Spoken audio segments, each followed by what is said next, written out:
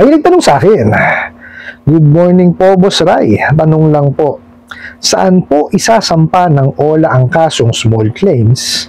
Sa bayang nasasakupan po ba ng nakautang o sa regional po?" Salamat po. Alright, napakagandang katanungan po nito, pero bago natin sasagutin, imbitahan ko muna sana kayo na pakisuportahan po sana aking mga social media accounts sa YouTube, Facebook, and TikTok. Okay, parang ang maganda kong katanungan dito nagsasampa ho ba talaga? Kaso, itong mga to, di po ba? Lalo na kung small claims. Kasi, yan ho ang kalimitan nilang panakot. Magsasampa sila ng kasong small claims, no? Mayroong Article 315, may estafa, okay? Mayroon ho yung breach of contract, no? Marami ho silang sama-sama yon sa isang letter o sa isang message. Yun ang isasampa nila. Di po ba? So, dun pa lang, maiisip niyo na kagad, may katotohanan ba yung ginagawa nila? Dapat kasi yun ang yun kasi ang malaking katanungan, dahil ito yung laging ibinabato, no, sa mga messages, no, tsaka sa mga tawag na ginagawa po sa inyo, no, para kayo maharas. Okay? Yan po ang sasagutin natin. Actually, ang sasagutin kasi natin dito is may katotohanan ba na sila ay nagsasampa ng mga kasong small claims. Kaya po yan, for example, small claims. Pero, syempre, sasagutin natin itong katanungan po ninyo. Okay?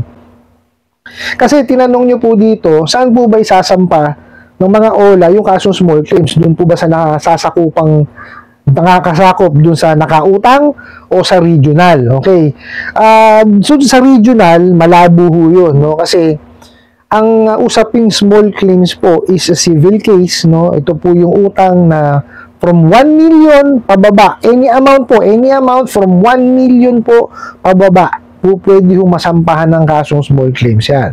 Okay? Tapos, isasampa po yan sa Municipal Trial Court, tapos sa Metropolitan Trial Court, tapos meron pa po yan yung Municipal Circuit Trial Court. Okay, doon lang po siya po pwedeng isampa. Okay, kasi po usaping sibil Okay, so lower court po siya. Ngayon, doon po sa katanungan ninyo, saan bang lugar?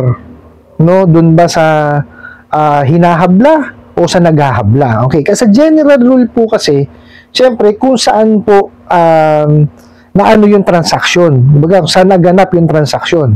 Dahil nga dito sa mga abusadong online lending apps na to, online silang nagpapautang. So, ang general rule dyan, kung saan po sila naka-address. For example po, naka-address sila sa Manila.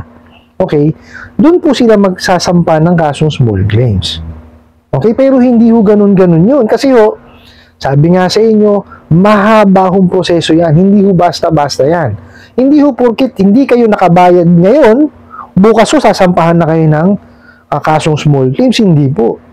No, kasi kailangan po yan nagawa po muna nung lending, financing banko, or even itong mga abusadong online lending apps na to, yung tawag dito, yung lahat ng pamamaraan ng paniningil. No, yun muna dapat na-exhaust muna nila lahat yung pamamaraan. Yan po yung tatawagan kayo, may message kayo, no, o-offeran kayo ng ganito, tapos pupuntahan kayo sa field kung available po yan, magpapadala sila ng demand letter, tapos pwede kayong i-endorse sa collection agency. No, yun po yung mga pamamaraan. Okay? Tapos kailangan, habang ginagawa nila yung pamamaraan ng paniningil na yun, nasusunod nila yung pinag-uutos po ng SEC. Okay? Kasi naglabas po ang SEC ng prohibition on unfair debt collection practices. Inilista na po yung mga bawal. So, dapat po yung mga bawal hindi ginagawa. One good example po is yung paniningil sa inconvenient na oras. Okay? So, naglagay po ng oras doon. So, nakalagay po doon is hindi dapat mas aaga sa alas 6 ng umaga at hindi po late sa alas 10 ng gabi. Okay, tapos bawal din pong magpanggap, bawal mamura, lahat po yun, dapat hindi ginagawa. So, pwede nyo i-exhaust lahat yung inyong pamamaraan ng paniningil, pero dapat hindi nyo ginagawa kung ano man yung pinagbabawal doon sa prohibition on unfair debt collection practices.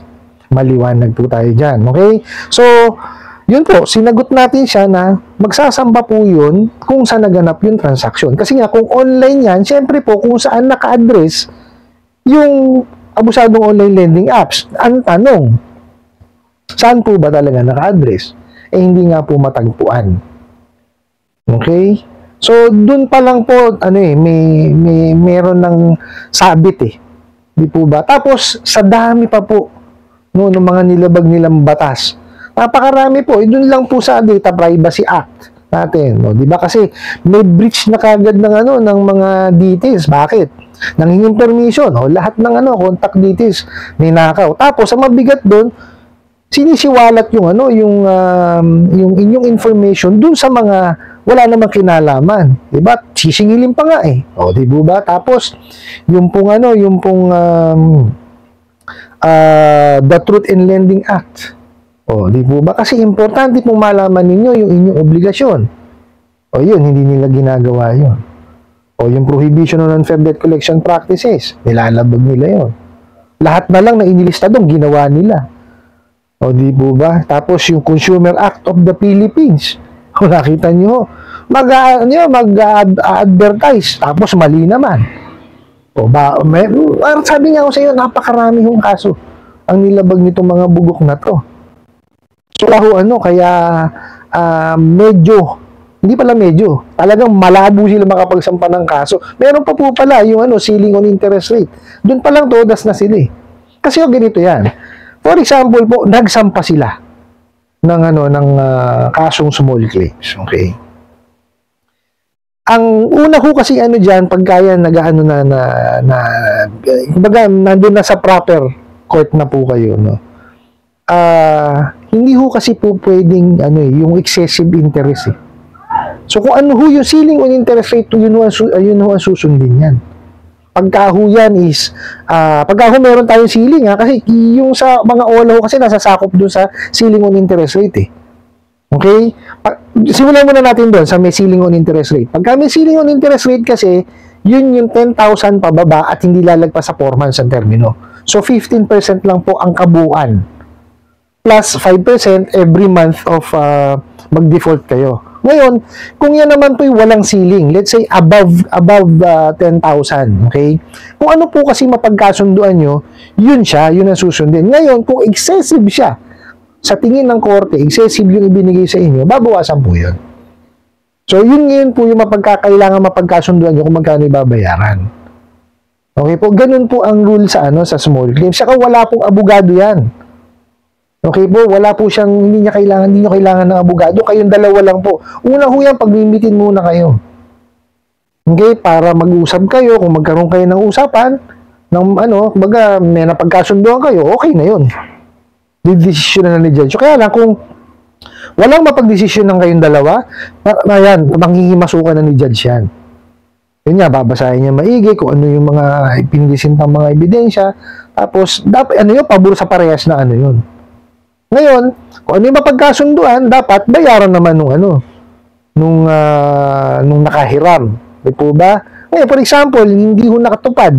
So, ngayon, ito pong naghabla, maaari po yan lumapit ulit sa korte para po mag-file po ng para sa writ of execution. Okay, so pag nag-grant sa writ of execution, si Sherry po ang bahala doon. Okay, so para po magpatupad ng writ of execution. Hindi kagaya nung sinasabi nitong mga bugok na online lending apps sa message nila na meron na raw silang hawak na writ of execution. Paano sila magkakaroon ng writ of execution? Wala pa namang kasong naisampa. Diba? O, tsaka hindi ho sila kahawak nun. Sherry po ang magpapatupad nun. So, pwede hong mag-garnish ng salary o kung ano po pwede i-garnish. Okay, ngayon, for example, may ginarnish na sasakyan, hindi ho yung sasakyan ang kukunin ng lending.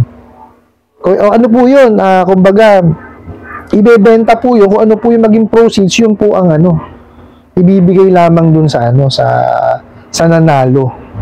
No, ganun po ang mas masalimuot po yan, akala nila ganun kadali ang pagsasampa ng ng small claims. Ngayon, kagaya ho nung sinabi ko sa inyo kanina, so nasagot na ho natin kung saan venue. So, ang ko lang ho doon is kung saan po naganap yung transaksyon. Okay? Kasi nga ho, online sila. So, ang susundin po ng korte dyan is kung saan po yung address nung lending. In the case of online lending apps, kung saan sila naka-address. Pero ang question nga, malaking question mark is, saan nga ba sila naka-address? Di po ba? So, kagad, sabit na kagad sila. Di po ba? Kaya nga ho ako, ito, lagi kong sinasabi sa inyo, pagka kayo naka-receive mo namang ganyang klase ng mensahe, wag ho muna kayong nenervyusin. I-compose nyo po yung sarili po ninyo para at least ma-address nyo yung ibinigay sa inyong mensahe properly. Okay? Mag-research po kayo. Kung meron ho kayong extra money, magtanong ho kayo sa mga private lawyers. Kung wala naman po, andyan naman po ang BAO. O di kaya, punta kayo sa mga notarial services, no? Tapos, kung meron ho kayong, kung nagtatrabaho ho kayo, at yung kumpanya nyo po, merong corporate lawyer, pwede nyo naman nung tanungin yun. May alam naman po sila dyan. Okay, kasi importante ho dito is, malaman po natin ba yung authenticity ng mensahe na ibinigay sa atin. No? Credible ba yung pinadala sa inyong mensahe? Kasi, baka mamaya binabasa nyo, wala naman palang katotohanan at tinatakot lang kayo. Di po ba? So, hindi kayo makakapag-focus ngayon. Lalo kayong hindi makakabayad. Kasi, okay, ito lang yan. As a general rule, no? Pagka ho tayo nakahiram, kailangan bayaran natin. Kasi nagamit natin yung pera eh. Okay? Yes, totoo po, lahat po ng tao dumadaan sa kagipitan. Pero, hindi naman ho dapat nagiging rason para hindi tayo makabayad. Okay? It just so happen po na talagang itong mga bugok at abusadong ahente ng online lending apps hindi marunong maningil. No, talagang sila puro panghaharas, pananakot, no? Doon lang sila. Wala silang ibang alam. Okay, sa batas nga walang alam eh. Di po ba? So ngayon tayo po ang gawin na lang natin pagka nag-pass due na po talaga tayo. Kumbaga, lumampas na tayo sa due date natin, pag-ipunan natin, tsaka natin bayaran. Ngayon, kung talaga namang may pera tayo, bago dumating yung due date, o sakto sa due date, bayaran na lang natin, tapos huwag na natin silang tangkilingin. Kasi kayo lang din po ang mapeperwisyo. Okay? Ang mahirap po kasi dyan, kung yan pa, is submitting entity ng CIC, ayan na, masakit na. Biruin nyo, doble bukol nyo. Lagi na kayo nahaharas, di po ba? Magkakaroon na kayo ng anxiety tsaka depression, tapos na-report pa kayo sa sa CIC. Na-submit pa yung basic information niyo. Ngayon, masakit doon, nasira ang credit standing nyo just because of dito sa mga bugok na online lending apps na to. Di po ba? Kaya nga ako, lagi yung sinasabi sa inyo, i-build nyo po yung inyong credit standing. Huwag kayong manghihiram din sa mga yan. Manghiram kayo sa mga lending, financing at bangko. Di po ba? At least doon, no, malaki-laki na makukuha nyo, equally distributed ang amortization, no, tapos fully disclose po sa inyong inuutang po ninyo. Walang sakit ng ulo. Pero hindi ko sinasabing mga na perpekto ho ang financing, lending at bangko. May mga tiwali pa rin po yan. No, may mangilan-ngilan pa rin na bugok din maningil. Pero hindi ko nilalahat. May mangilan-ngilan po. No? Kasi syempre, may mga financing ho tsaka lending na walang kakayanan na maningil talaga eh. Kumbaga wala silang sariling collection team eh. So nag-outsource yan. Paano kung makuha ang outsource na collection agency niyan? Bugok. Di po ba? Kasi hindi naman lahat ng collection agency matitino. Marami hong matitino. Okay? Hindi ko nilalahat na hindi matino ha. Kasi may mga kumpare po ako at mga kaibigan na may-ari at nagpapalakad po ng collection agency. Napakarami po niyan. Okay? Ang sinasabi ko lang po is wala pong perpektong lending, walang perpektong financing, at wala pong perpektong bangko. In short, wala pong perpektong nagpapautang.